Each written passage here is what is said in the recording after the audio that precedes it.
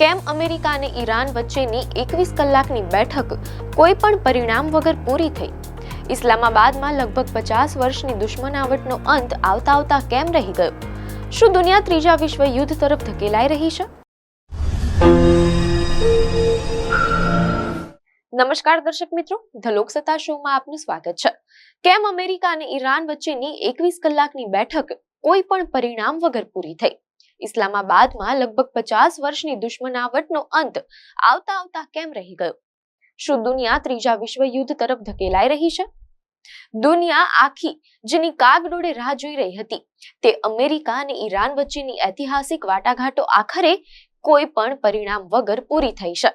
અમેરિકાના ઉપરાષ્ટ્રપતિ JD vans ઇસ્લામાબાદની Serena હોટલમાં ચાલેલી બેઠકો બાદ નિરાશા સાથે એરફોર્સ 2 વિમાનમાં બેસીને અમેરિકા જવા રવાના થયા. મીડિયા અહેવાલોમાં જાણવા મળેલ છે કે વેન્સે સ્પષ્ટ શબ્દોમાં જાહેરાત કરી છે કે બંને દેશો વચ્ચે કોઈ જ સહમતિ સાધી શકાય નથી.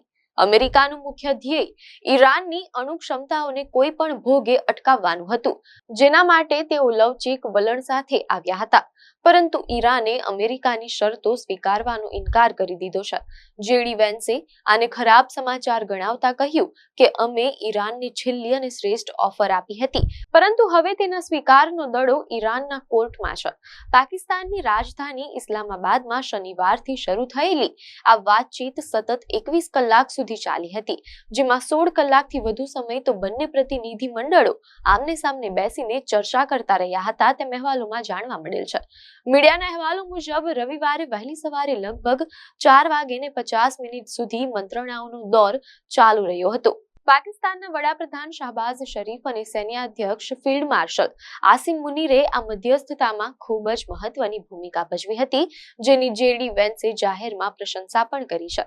ઈરાની વિદેશ મંત્રાલયના પ્રવક્તા ઇસ્માઇલ બાઘઈએ જણાવ્યું હતું કે આ ચર્ચાઓ દરમિયાન અનેક લેખિત મુસદ્દાઓની આપ-લે થઈ હતી, જેમાં હોર્મુઝ સ્ટ્રેટ, પરમાણુ મુદ્દા, યુદ્ધથી થયેલા નુકસાનનું વળતર અને પ્રતિબંધો હટાવવા જેવા જટિલ વિષયો પર ગહન ચર્ચા કરવામાં આવી હતી. બીજી તરફ ઈરાને પણ પોતાનો પક્ષ રજૂ કરતા અમેરિકા પર આકરા પ્રહારો કર્યા છે.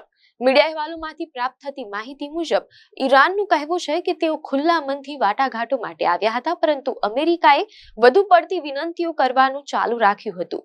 ઈરાની પ્રતિનિધિ મંડળે ભારપૂર્વક જણાવ્યું હતું કે અમેરિકાએ ઈરાનના કાયદેસરના હક્કો અને હિતોનો સ્વીકાર કરવો જોઈએ.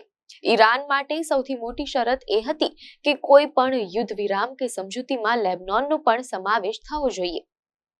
સાથે જ અહેવાલોમાં એમ પણ જાણવા મળેલ છે કે ઈરાને સ્પષ્ટ કર્યું છે કે તેઓ દબાણ હેઠળ આવીને કોઈ એવી શરત નહીં સ્વીકારે જે તેમના રાષ્ટ્રીય હિતોની વિરુદ્ધ હોય. આ અવિશ્વાસના માહોલમાં 50 વર્ષની દુશ્મનાવટ બાદ આમને સામને બેસવું એક મોટો ફેરફાર હતો, પરંતુ તેનાથી શાંતિનો માર્ગ મોકળો થઈ શક્યો નથી. જ્યારે ઇસ્લામાબાદમાં વાટાઘાટો ચાલી રહી હતી ત્યારે વ્હાઇટ હાઉસમાં રાષ્ટ્રપતિ ડોનાલ્ડ ટ્રમ્પ પત્રકારો સાથે વાત કરી રહ્યા હતા.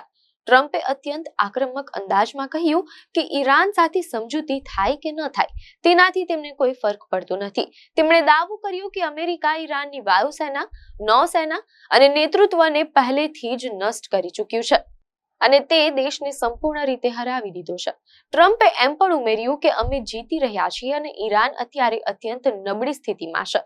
અમેરિકાના સેન્ટકોમે દાવો કર્યો કે અમેરિકી નૌસેનાએ હોર્મુઝ સ્ટ્રેટમાં દરિયાઈ બોમ્બ એટલે કે માઇન્સ દૂર કરવાની કામગીરી શરૂ કરી દીધી છે.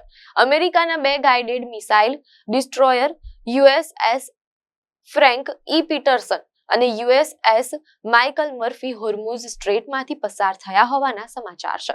મીડિયા અહેવાલો અનુસાર એડમિરલ બ્રેડ કૂપરે જણાવ્યું છે કે તેઓ વ્યાવસાયિક જહાજો માટે નવો અને સુરક્ષિત માર્ગ બનાવી રહ્યા છે.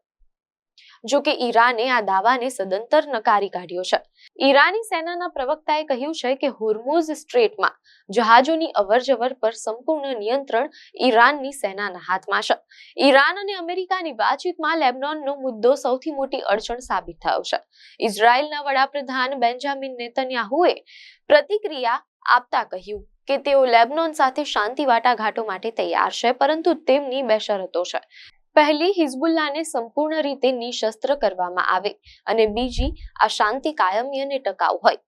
નેતન્યાહુએ સંકેત આપ્યો કે ઈરાન વિરુદ્ધનું અભિયાન હજુ પૂરું થયું નથી અને ઈરાન પાસે જે સંવર્ધિત યુરેનિયમ છે તેને દૂર કરવું અત્યંત આવશ્યક છે.